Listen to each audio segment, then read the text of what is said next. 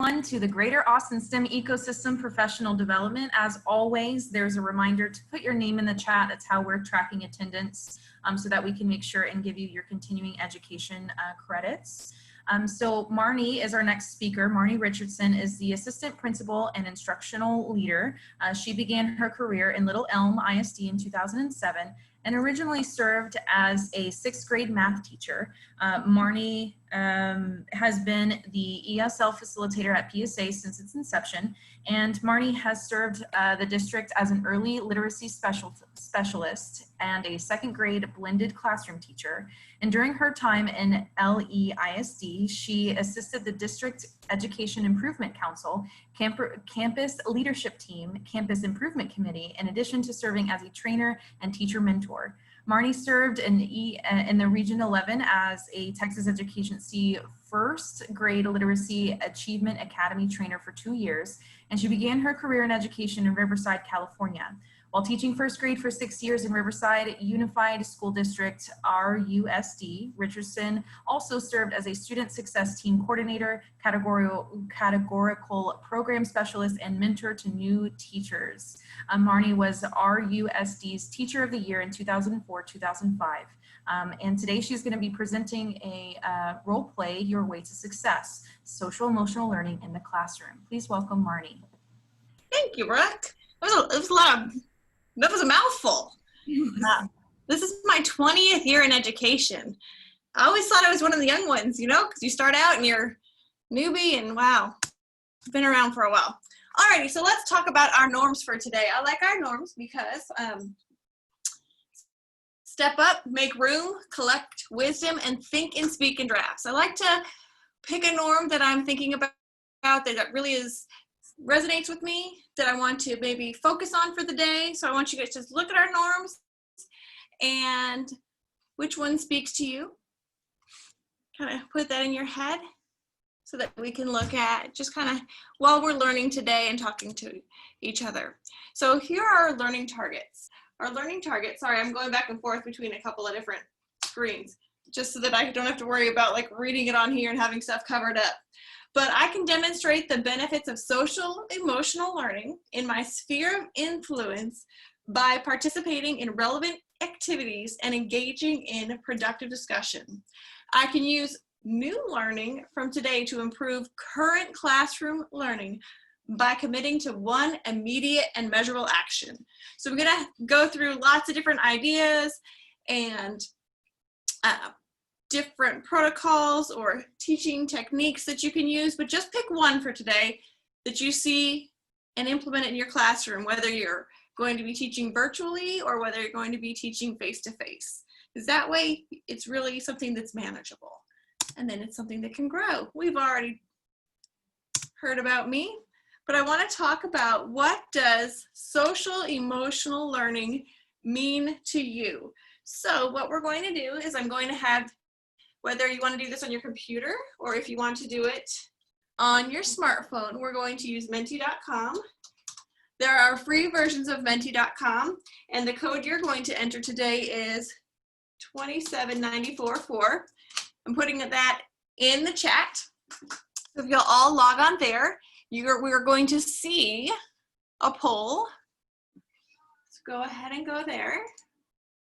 This is really a nice way for you. You can use these with your kiddos in classrooms too, so that you can get all of their ideas and everybody gets a chance to answer. Uh-ohs. Is my poll not going to work for today? Because if not, we're going to scrap it. You know how it goes when technology doesn't play nice with others. Why is it not letting me in? Yeah, so I am trying it right now and it is not letting me in with that code. Okay. Let me see if I can, I'll just troubleshoot for a moment, and if it doesn't want to play nice, then it's not like essential. It's just for me to get a little bit of background knowledge on kind of everybody's thoughts and where we're coming from. Here we go. Okay, so where is my code?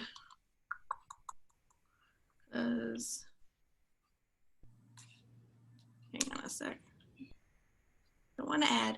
Menti is a neat neat website for, so I want to do what is, okay, so we're going to do a different code today. Let's try this one.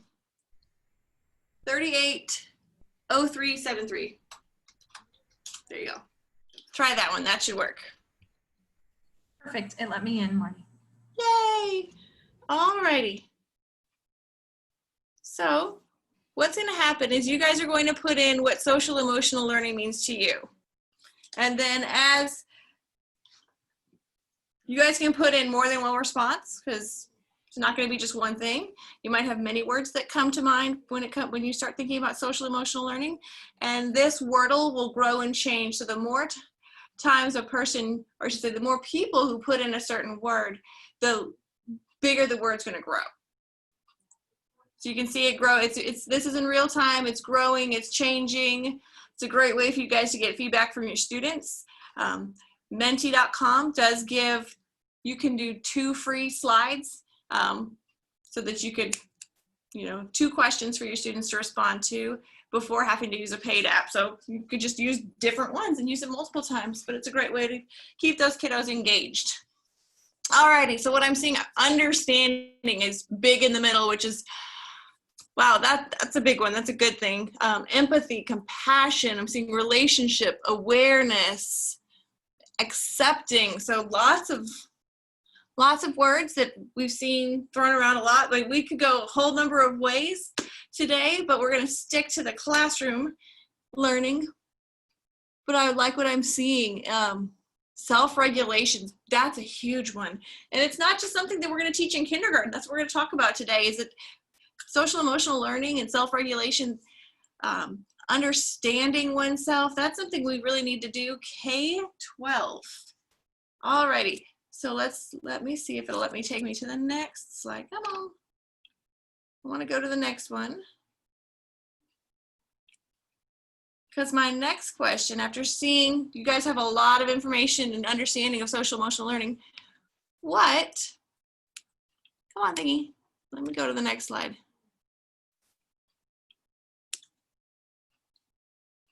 This is still using the same code, but why do you think depression is increasing in our students?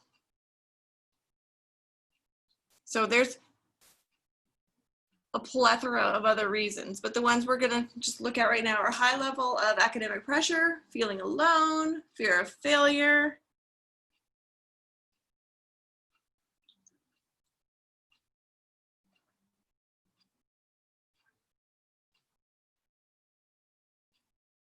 Oh, wow. That's impressive. You're all neck and neck. We'll wait another couple of seconds, see if we get some more people to weigh in on that. And then we'll, especially feeling alone, because there's so many people, because of COVID and quarantines and there are different restrictions. I think we're going to see this one even more now. When I started planning for this was really pre-COVID, yet our kiddos are still feeling alone, especially the higher up in grade levels that they get. So I'm going to jump back over to our slide deck so that we can continue to talk. My computer, oh, there we go. I was going to say my computer's been a little slow today. Alrighty, so here we have a chart that tracks depression, anxiety, behavior disorders by age. So as you can see, well, I want to talk a little bit about background before I actually jump into the chart. Depression and anxiety have increased over time. Ever having been diagnosed with either anxiety or depression, we look at among children ages 6 through 17, increased 5.4% from 2003 to 8% in 2007, and then to 8.4% in 2011 to 2012. So as you can see here, we have kiddos, the level of depression, they're experiencing that before they're even getting into school, when they're in preschool ages. And then you see those elementary school years, depression is, growing, and it gets really high as they get into middle school and then again in high school. Anxiety, once again, big time in high school, but you're seeing a lot of anxiety in those elementary years. And then our behavioral disorders are really spiking in elementary school, and they tend to go down a little bit in high school. But we are seeing the level of anxiety and depression is higher now than in psychiatric patients in the 1950s, which that's scary that our kids are experiencing those levels of depression and anxiety and behavioral disorders. So here I have a few facts about developmental disorders in children. All right, so just going to give you a second to look at that, and I'll highlight some of the stats on there. Don't want to read it to you, but basically behavioral problems, anxiety, and depression are the most commonly diagnosed mental disorders in children.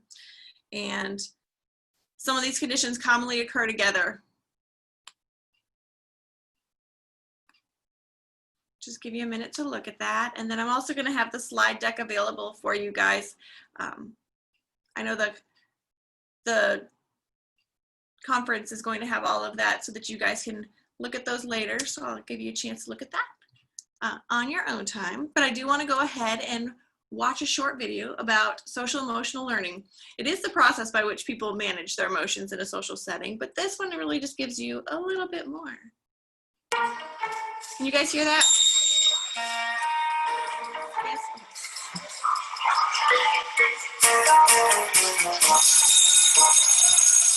There's a lot of talk these days about SEL, social emotional learning. But what exactly is it? Social emotional learning is the process of learning social and emotional skills, and it's just as important as learning reading or math. This learning process is most effective when it begins early and continues through high school. Social emotional skills are essential for success in school, work, and life. With SEL, students learn to manage their own emotions and behaviors, have empathy and show care and concern for others, solve problems effectively, make responsible decisions, and maintain healthy relationships. Students learn to recognize what's happening inside them and to be aware of their emotions, which helps them deal with strong emotions and impulsive behaviors. It helps them stop, take a breath, and think about a situation before acting. Students learn to identify others' emotions and perspectives, which helps them empathize and show compassion, no matter who they are or what their background is. It's not difficult to imagine how this is important in the classroom and in life. Students learn to solve problems in peaceful ways and communicate assertively about what they need or want. This helps them get along with other students and get the help they need from adults. When students learn to make responsible decisions about their lives and their future, things can turn out better. Research shows social emotional learning makes a difference. Students who participate in SEL do better academically, have improved attitudes and behaviors, and act in delinquent or disruptive ways less often. In the United States, students with strong social emotional competence are twice as likely to earn a college degree and nearly 50% more likely to graduate from high school and have a full-time job by age 25. Just as important, students who are socially and emotionally competent have more friends. This means they're more likely to feel connected to school and do well, and less likely to be left out or bullied. Simply put, by participating in social emotional learning, students learn the skills to succeed in every facet of school and the rest of their lives.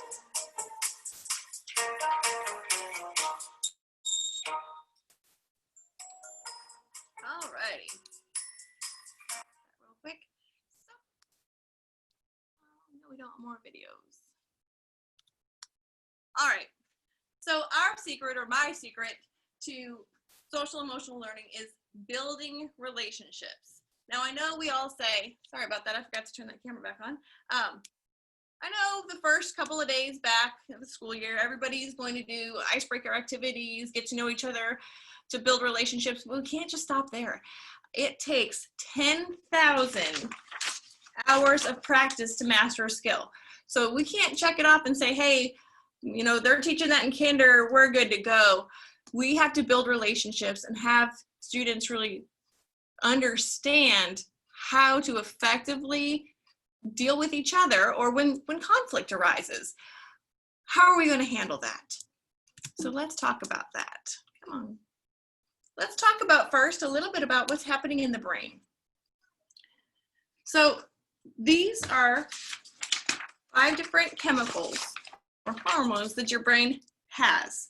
Dopamine is going to help increase focus, motivation, and memory. Endorphins it's for laughter, creativity, makes you feel relaxed. Oxytocin, that's that one that gives you the feeling of generosity. It makes you bond with somebody else and you have a feeling of trust. These are the 3 hormones that we want our students their brain bathed in when they're learning. They're going to make it easy for learning to happen.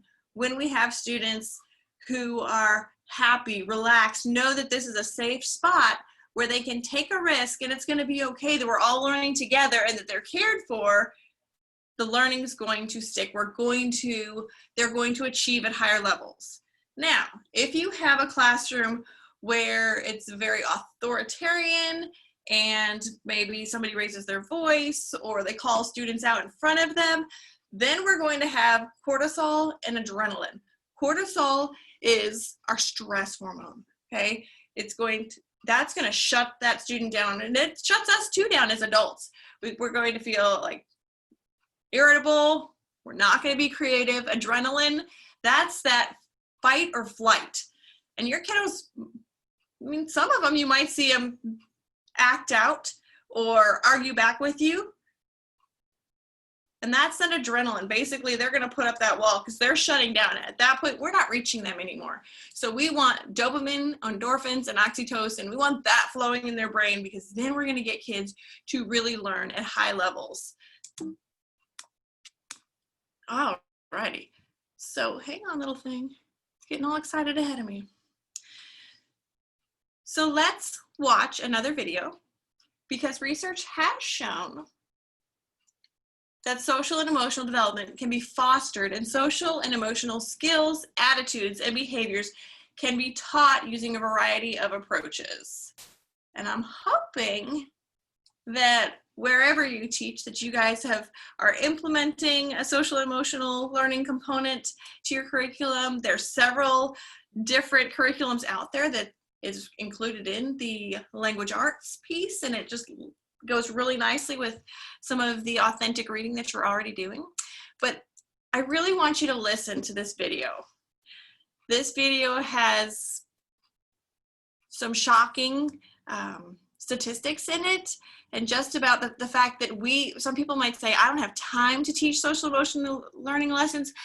No, we don't have time not to teach it. It's huge. The importance, I can't tell you the importance, like I could talk to you all day and I'm a data guy, I like numbers, and we have a lot of evidence that social emotional learning has made a difference.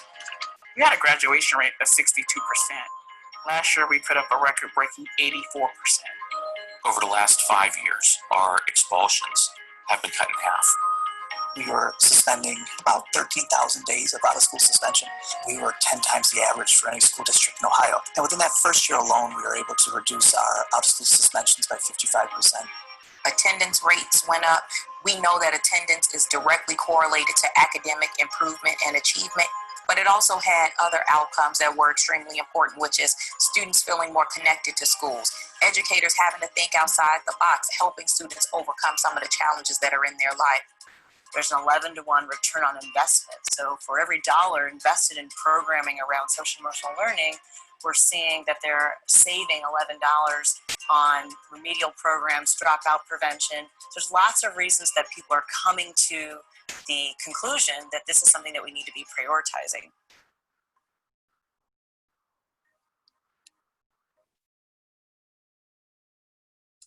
Okay. So I've seen that video a whole bunch of times, and it still gets to me. The fact that when you incorporate social emotional learning, your expulsion rates go down, your out of school, in school suspension, So they told you I'm an assistant principal. And so discipline is part of my position. It's not the part that I would say that I love, because I don't like to discipline kiddos. And when you have a kiddo that's sitting in ISS, they aren't learning. Now, there's going to be work sent down to them, but they're missing the connections. We're not teaching them sitting in the office. So it just breaks my heart that without that component of social emotional learning, our kiddos aren't getting the most out of their education. And when we bring in lessons with social emotional learning, so they can be freestanding lessons. And at the beginning of the year, you're going to have some freestanding lessons where you're teaching the students about your classroom, but you're also weaving in, what to it for them, expectations. How are we going to act when conflict occurs? You're going to model for them. So there might be times where you're using cooperative learning and project-based learning. Those both are great ways to incorporate social emotional learning throughout the year in your classroom. Another thing is you can integrate social emotional learning into any curriculum. It can be language arts, math, social studies, health. You see it a lot when you have athletics and especially in physical education, when students are learning about how to play a game together, how to act on a team and good sportsmanship. That's all social emotional learning. In addition, when you have organizational strategies that promote SEL, so you could have a school-wide initiative such as PBIS, which is Positive Behavior Intervention System, that creates a climate and culture conducive to learning. So look at how your team operates. Our students are always watching us, and they know more about us than we think they do. So if our group of teachers, if our team and our staff really has a healthy climate and a healthy culture, and students they're going to see us interacting, and if they see us interacting in positive ways, and they're going to know, sometimes they'll know when we don't agree on something, but if they see us work it out in a positive light and really use what we're teaching them in the classroom, when we're teaching those social emotional learning lessons, that's going to be something that's going to stick with them, because they're going to say, okay, I saw so-and-so react in this way. I'm going to try that too, because they really like to emulate their teachers. So another thing that gets me every time I read it is every child in your classroom is someone else's whole world. Boy, howdy, that couldn't be more true. I know that all my kids that walk through the door, whether they were once you're a kid in my class, you're always a kid in my class, and that my kiddos know I'll hear from them in high school, and I'll still help them out or wherever they are. And all my kids in the school, I treat them as they are my own, because that's what they deserve. So here are some ways that you see the social emotional learning circle. And those are the 5 different subsets. So we need to have self-awareness, self-management, responsible decision-making, relationship skills, and social awareness. So this is not something I'm going to say, I've taught self-awareness, check, I'm done. This is something that K through 12 we need to be looking at throughout the year. And just like when you teach a math lesson or a language arts lesson, and you do your gradual release, and they're out there doing their independent practice, and you're like, oh, wait, they didn't get it. I need to pull them back in. You're going to see that. Once in a while, you might notice in your classroom, they're not speaking respectfully to each other. They're not being as kind as they could be. You're going to pull them back in and do an explicit social emotional learning teach. Sometimes you're going to have to be real explicit and pull them in, reteach, and then let them go again. Other times, you're going to be able to do more like a PBL and pull in your experts so that they do a mini lesson with them, and so that they can take it back to their groups. So we can use modeling and coaching to help students recognize how they feel or how somebody else might feel. The other thing, conflict resolution skills and using dialoguing gives our students the steps to be an effective approach to helping them apply a skill in a new situation. You can also have class meetings. Class meetings can help your students make decisions in a group or discuss the classroom rules. So if we're making decisions as a group, you're going to go through and you're going to model the steps to decision making and coming up with a consensus. That's going to make it easier, so then when they go into a small group and you're guiding them, they can practice again before they have to do it on their own. We can also learn cooperation and teamwork through participation in team sports and games. So I hope you're starting to see that social emotional learning is going to happen all throughout your campus. Even if they're not a student who's into athletics, they're in physical education, they're going to still get that component for learning cooperation and teamwork. We can also have students deepen their understanding of a current or historical event by analyzing it through a set of questions based on a problem-solving model, which is also going to help with their social emotional learning. You could also ask them to reflect on how this historical figure might have felt if they were seeing maybe something happening in our current events. So there's a lot of ways that you can take it and really deepen your students' understanding of their self-awareness as well as social awareness, which I think is so needed in today's day and time. Alrighty, so let's talk through these for just a moment. How does SEL help children learn to navigate a complicated world? Well, simply by inspiring all children to become the best that they can be, by moving successfully through school and college, and to become productive workers and members of our society. Why is SEL essential to the school and life success of all our children and youth? It's because of our emotions and our relationships affect how and what we learn and how we use what we learn in work, family, and the community contexts. Emotions can really enable us, sorry about that. Emotions can enable us to generate an active interest in learning and sustain our engagement. And I know that you guys have seen this in your classrooms. When you have kiddos that know you care about them, they will work so hard for you. They want to do really well for you. They want to please you. And you might say, oh, that's just it when they're little. No, they still want to please when they're older. When they know that their teacher cares, they will work hard. It's very easy to see when we have middle school students where they work for a couple of teachers, but then there's this one class where they won't work, and what's going on? That's when we need to look at, well, clearly they're very capable. What's missing? And it's when they work for some, but not when there's one that they don't, it's typically because it's that relationship component that's missing. They don't feel valued by that teacher. It breaks my heart. I've heard kiddos say, well, they don't like me, they hate our class, they yell at us. And that's why we need to make sure that we're always modeling proper interactions, because that's part of their social emotional learning too. We are always on display modeling for them. And then what is the consequence of unmanaged stress and poor regulation of impulses? Unmanaged stress and poor regulation of impulses interfere with attention and memory and contribute to behaviors disruptive to learning. So that's when they are stressed out for, maybe it's because they don't feel safe in our classroom, maybe they know, maybe the teacher called them out, or there was an interaction with another student.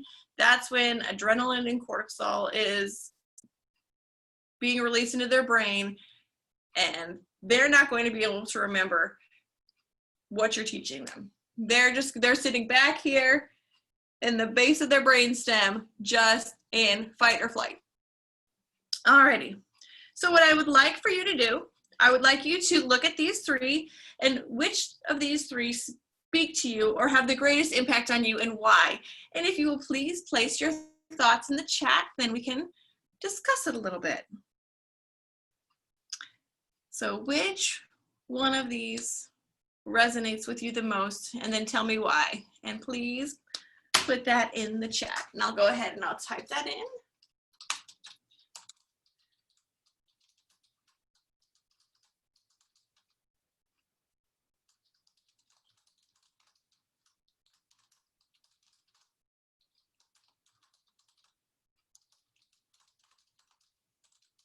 All right. So don't be shy. Place your thoughts in the chat.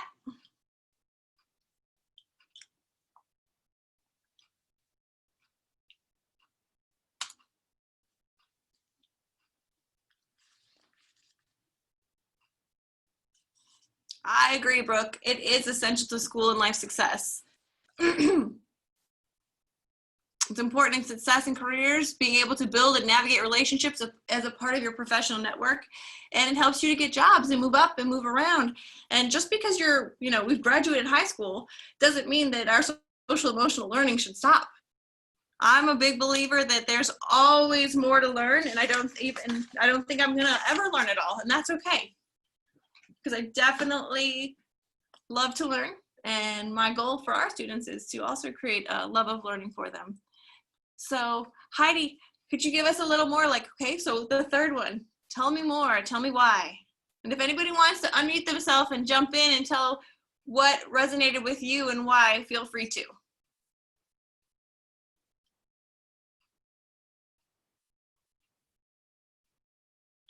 I agree. Hello? Hello. Okay. Yeah, I put the third one. Definitely when teachers emphasize with students, affirming their student. I don't think teachers need to spend a lot of time just words of affirmation, words of, instead of seeing when a student is not showing interest or anything that is negative, instead of focusing on the negative, to try to focus on what stands out, what good thing we see in the student. And there's a connection. They will connect with those words. I think it's important to remember how children learn, and many, they learn hearing, seeing, touching. We cannot do too much touching, but there are many ways students learn. So the more we can get to know them, how they learn, that's a good way to know how to connect with them. Thank you so much, Heidi. I really appreciate you letting us know our thoughts. And I see Colleen says the second question resonates with her because she remembers what it's like to have teachers make her feel important and how much better she did in their classes. She remembers resenting the teachers who didn't put in the time to get to know her and really interact with their students, and not caring as much about the classes and remembering the content they taught her. I really appreciate that you brought that up, Colleen. I have a 14-year-old son, and so we're going into high school this year. But his geometry class this past year, he said the teacher didn't like him, and so he wouldn't work as hard in that class. And I'm trying, because he's my own, I could sit and have the conversation of, hey, buddy, you need to get it together. You're hurting yourself. Now, with our middle school students, we can still have those types of conversations as long as you have a good relationship with them. But it's not the conversation I'm going to have with a kindergartner or first grader or second grader. They're not going to understand that. But when our kiddos feel loved and valued, they work so much harder. In fact, we're the same way. When you know that your boss values you and thinks good things and knows that you are on top of it and then praises you, you work harder for them. All right, so Rink said SEL helps children learn to navigate. Yep, with GS, we strive to provide a safe place to learn and grow and build. So GS is Girl Scouts, girls of courage, confidence, and character. Fantastic, thank you for sharing. And Mary said the second one is she deals with anxiety and stress for many years, and it's hard to learn. When you are stressed out or anxious, it is really hard to learn anything new. And I know that teachers, as we're getting ready to go back, and I don't think anybody's back in Texas yet. I might be wrong. I know up in North Texas, we're going to have some schools start this week. But I know that our teachers came back. There's a lot of unknowns, and there's anxiety and stress there. So trying to do staff development, professional learning, we need to make sure that they're comfortable and ready to receive that learning. Oh my gosh, yes, Lou and I agree. If SEL is not taught, it could impact their entire lives. Because when we were watching those videos, students who are taught social emotional learning do better in school, go to college, graduate college, and have a successful career by the age of 25. And I'm sure that you guys know people that didn't have that experience. And then I'll take another one. Jessica said that she worries about those youth who have constant stress in their lives or feel undervalued in society as a whole and how they are affected. I agree, Jessica. And I'm glad that as educators, we have the opportunity to take time to make them feel valued so that they know that they matter to us. And that's why building relationships, it's not just a one and done. It's something we're gonna do all year long. Thank you guys so much for jumping in and sharing your thoughts. I really appreciate that. Because we know being on Zoom, we can't be together, so we're together virtually, but we can't have those interactions or the turn and talk or what we would normally do if we were sitting face to face. All right, so now we're going to have a little challenge. We're going to check our understanding of social emotional learning. So let's go ahead and do scenario 1. We have a disengaged student who refuses to work in the classroom. The teacher has asked the student to provide some work and told the student that he will get a referral if he does not obey with the expectations. The student gets angry, becomes aggressive, and starts to throw things at the teacher and use profanity. So let's look at this situation. And I'm gonna ask you guys to use the chat again, or if you wanna, we really aren't a huge group. If you guys wanna unmute and just explain your thinking. What could you do differently in this situation? How could we prevent this from happening? Clearly, this student has gone to the fight or flight, and he fights and he flights. Oh no, I had him leaving for some odd reason in my brain. He hasn't left the classroom, not yet. He might get there. So what could we do to prevent this from happening? We don't want to get this far, because at this point, this student's not learning. His brain is in no condition to learn. In fact, he might not be able to learn the rest of the day. This could derail his whole day. I think the first thing to do is to not threaten, because this teacher clearly started off by threatening.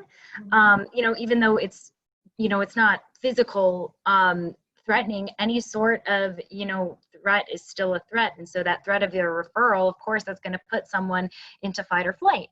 And so what they could have done instead is maybe taken some time after class to just talk one-on-one with the student. Say, hey, is everything okay?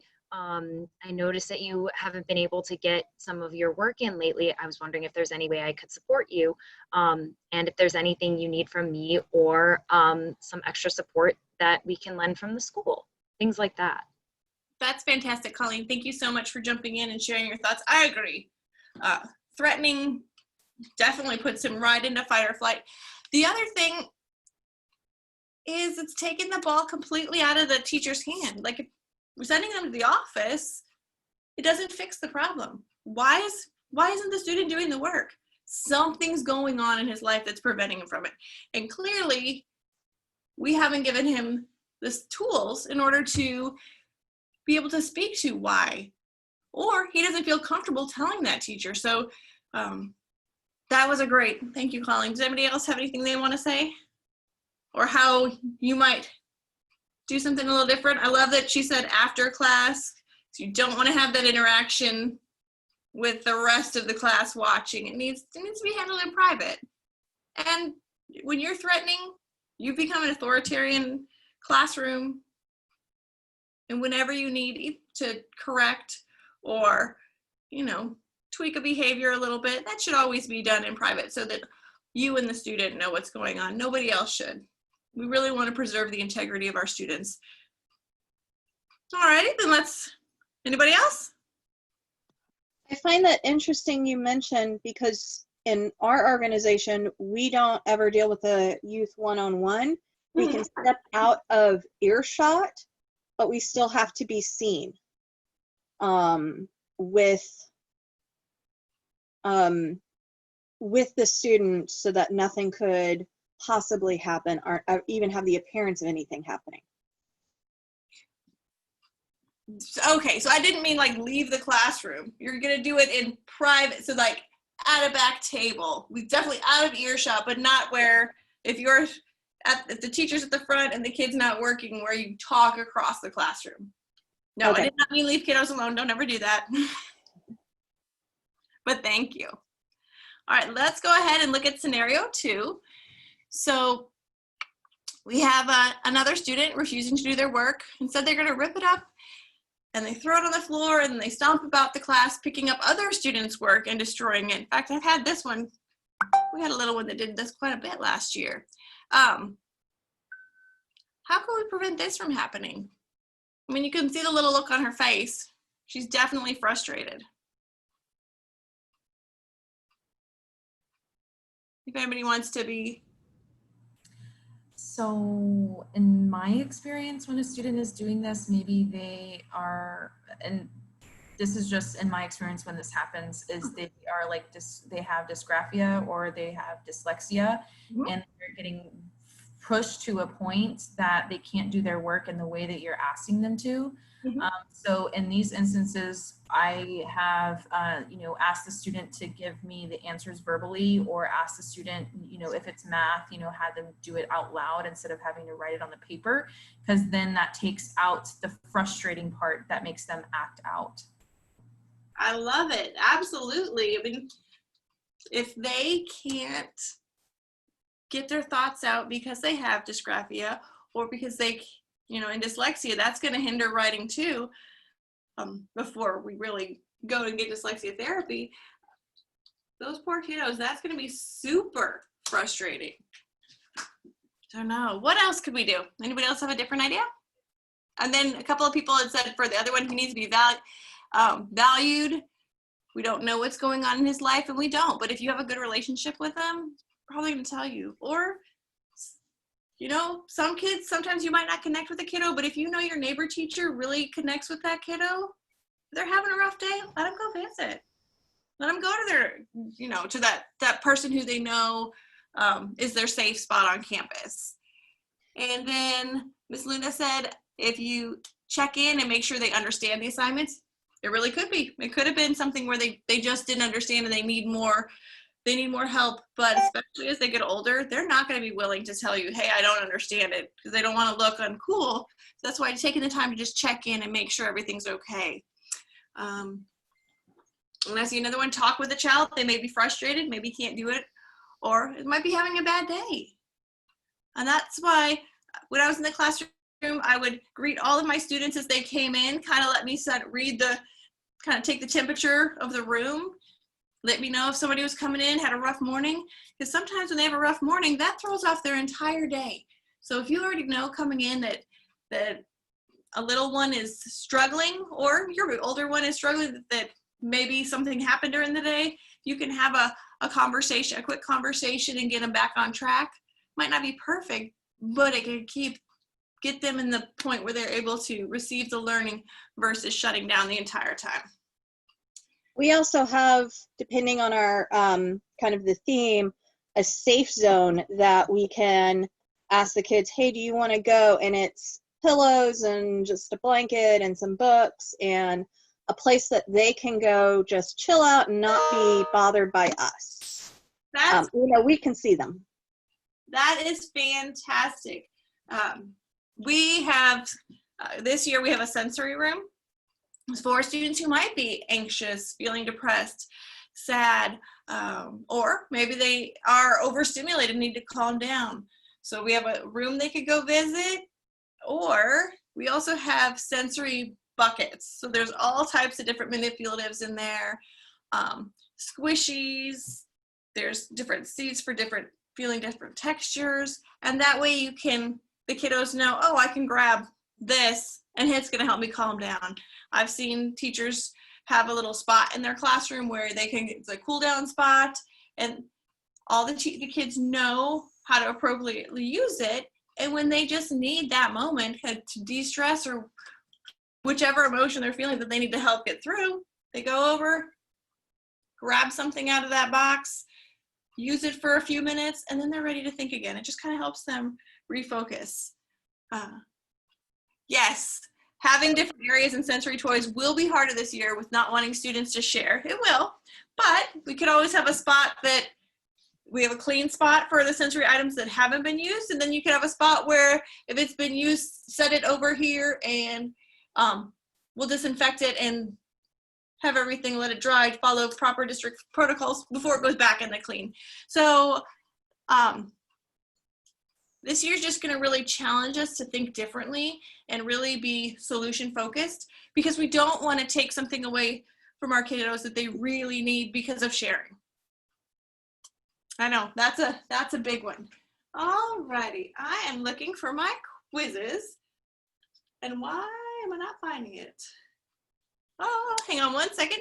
So what I would like to do next is I would like to challenge our thinking. Give me 1 second to get my quizzes up here. It's probably because I was trying to log in on my other account and it wouldn't do it for me. Quizzes is a great website to check your students' thinking. They have a good deal of fun. And hang on 1 second, log in. And in addition, everybody's answering. So everybody is accountable for the work. You can see how they're doing. They usually get pretty competitive. Sometimes you can add in a little incentive, which makes it fun. Alrighty, so as soon as I get mine up, come on thingy. Hang on 1 second, let me, hopefully telling you, my stuff has not wanted to play nice together. So here we go. There we go. That's what I want. All right, so we're going to play it live today. So we're going to do classic game mode. You can do different kinds if you want. All right, so if you will either use your computer or your smartphone, go ahead and go to joinmyquiz.com, and then I'll put the game code in the chat as well.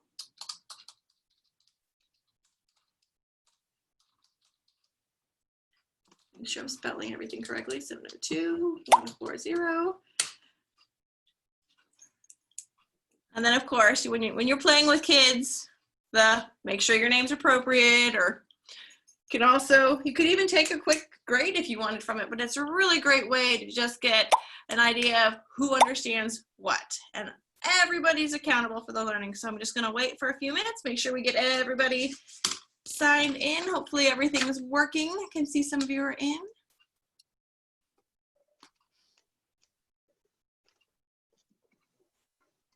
And then we'll play the game.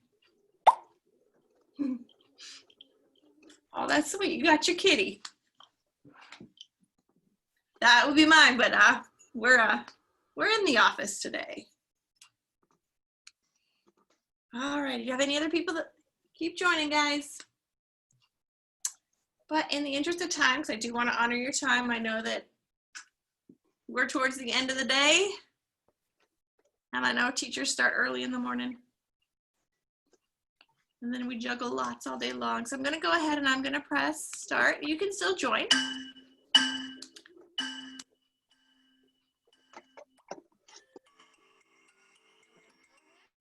And start playing.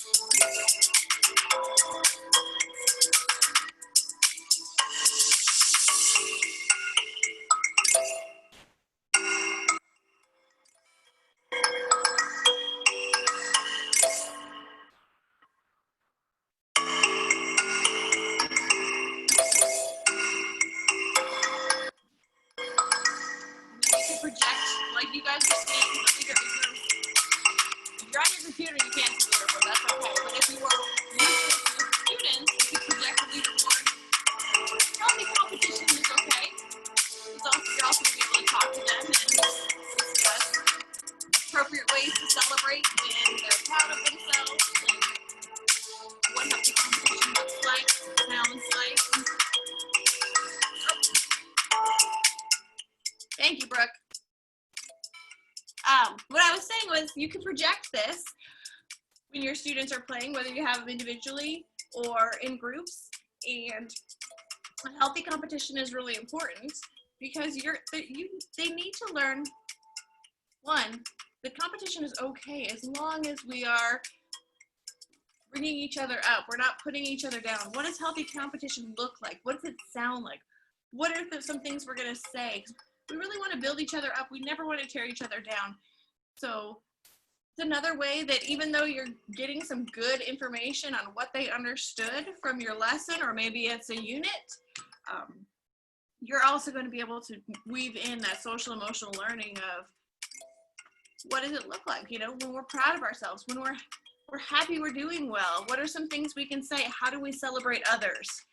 And if somebody doesn't do as well and is a little down, what are we going to do to bring them along too? All righty. Looks like we have a couple of you finishing. It's fantastic.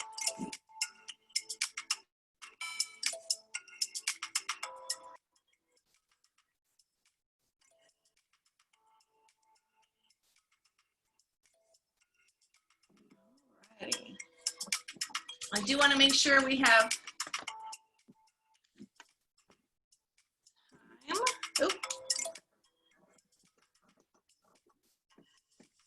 And it looks like Rink is our top player today with 10,530 points. Way to go. If you were with your kiddos, you could always have some incentive. I'm going to go ahead and end that game so we can jump back over because I do want to talk about, oh goodness, let me turn that off real quick. It's still talking to us. And it will give you the leaderboard so they can see how they've done. Turn that off so that we don't have it continually playing in the background. Alrighty.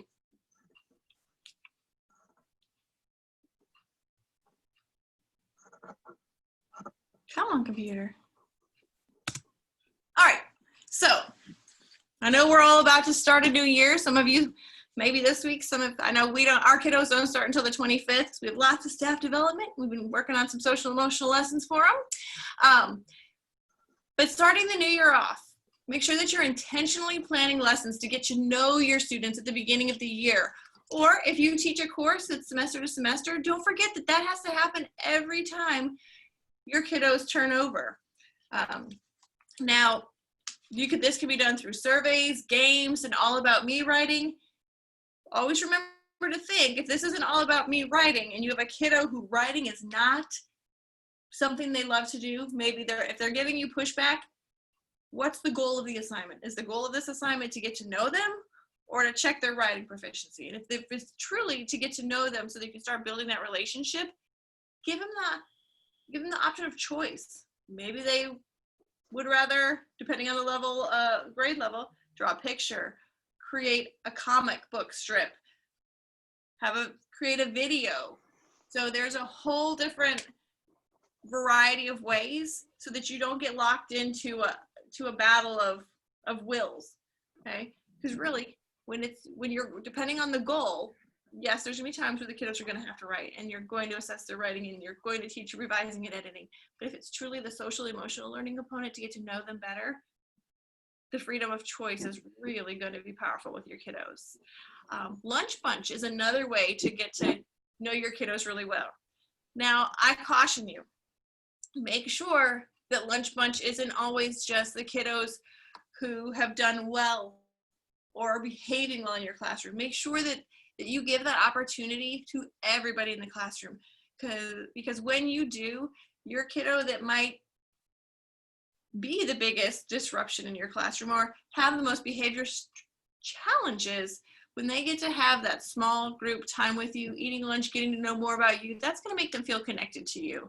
So make sure that all children get access to having lunch bunch and feeling part of the community and really connected to you as a teacher. At the beginning of the year, creating a classroom contract.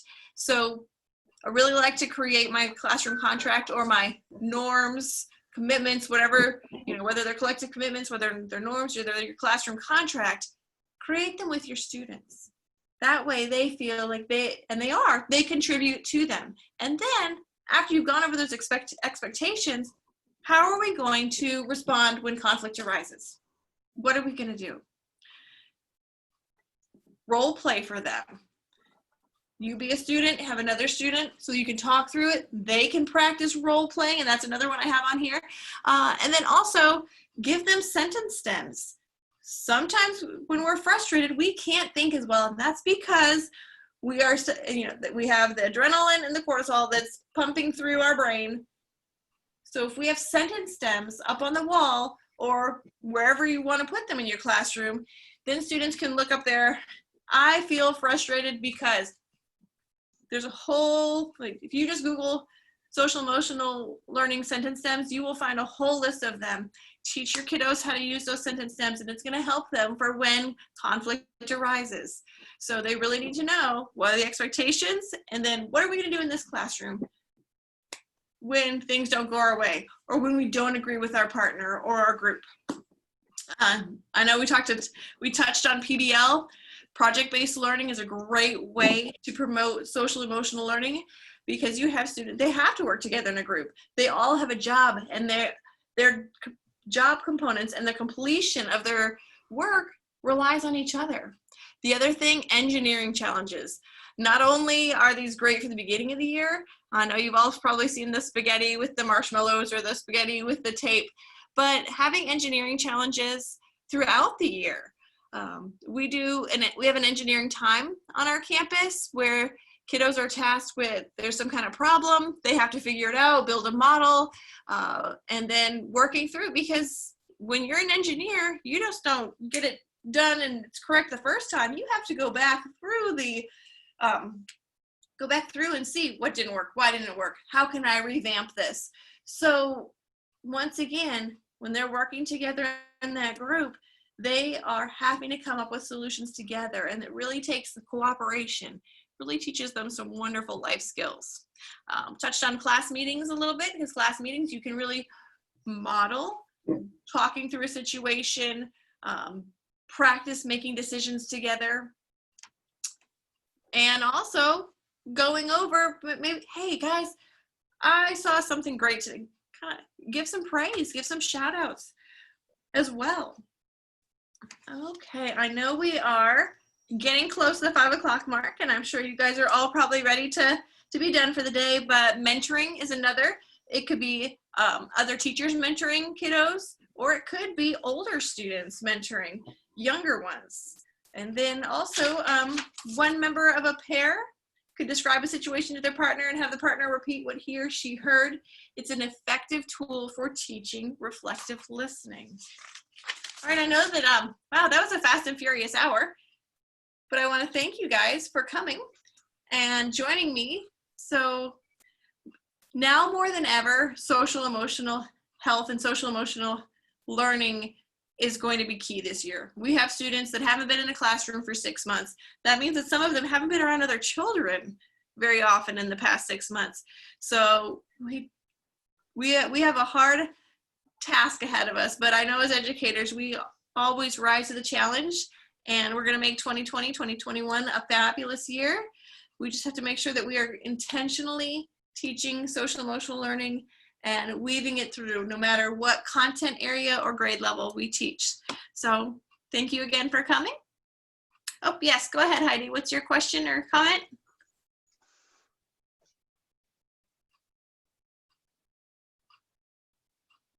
Oh, thank you, Colleen. It's nice to have you join us. Oh yeah. Just a question. Or I've been reading a little bit about how devices, computers, phones, all this tech world is affecting children in their inability to empathize, to be social, to relate. So how is this social emotional health, all this course, is that considering that route? What are they doing about that?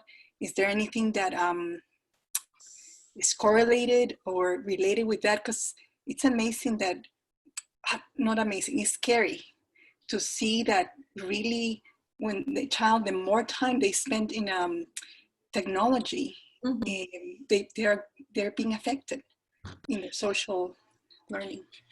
Well, and that's why we need to make sure that they have experiences to interact with each other in the classroom, working together, whether they're in partners, whether they're reviewing their writing or editing or reviewing ideas or working on a project-based learning project or doing an engineering challenge. Also, recess. That's another great way for them to have social emotional learning. They're going to go out, they're going to play. There's going to be a little, where they don't agree, or I don't want to play this and she wants to play this or whatever. Then we just want to make sure that we're constantly reflecting with them, talking them through situations, modeling. We can't control what they do at home with their devices. Yeah. And we are teaching them technology and utilizing technology a lot more. So just making sure that we are intentional with our social emotional learning component so that they do have a chance to empathize with others, whether they're writing letters. I know Patriots Day is coming up soon, and we're looking at teaching about Patriots Day and then writing letters to different first responders and delivering them too. Now the students won't do the delivery, but they're going to know that they made an impact because we're going to kind of film the delivery so that we can show it to the students that way. Just another way to build empathy and gratitude and compassion for somebody else. Yeah, the reason I ask this is because, we cannot control what they do, that kids do at home. But what about reaching out to parents, and how is this program reaching out to parents, informing them the risk and the danger of technology? I see it's sad to see moms while they're shopping and they're from little ones, they are given the cell phone in their hands to be entertained, and this starts growing from that age. And honestly, I have got to know, especially some families that they were exposed to technology since they were little, and now their parents are seeking a professional help as a result of these, the damage social. So I'm just mentioning because it's really something that it has hit my heart. I'm concerned about that parents ignore or they're too busy to engage in that. Sometimes they just don't know any better. So follow your district policies. And if you have a community newsletter, that's always a good place to put some tips and helpful ideas for other ways to get the kiddos out and about versus always playing a game at home. I know we have a community newsletter, and so we're always putting in there different ideas for taking technology free time, or tech free Tuesday at home, just equipping parents with more information. Parents want to do right by their kiddos, so it's a lot of times it's just, oh, I didn't know that, so we're going to help them out, kind of a thing. So, but I do want to thank you guys all for coming. I really appreciate your time, and I enjoyed spending the past hour with you. So you guys have a great evening. Thank you, Marnie. Thank you.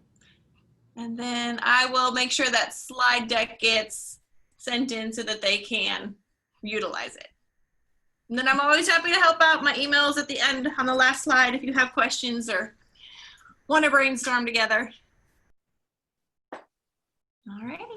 That was an awesome presentation. Thank you, Marnie. Thank you. Few questions. You're awesome. All of the slides will be shared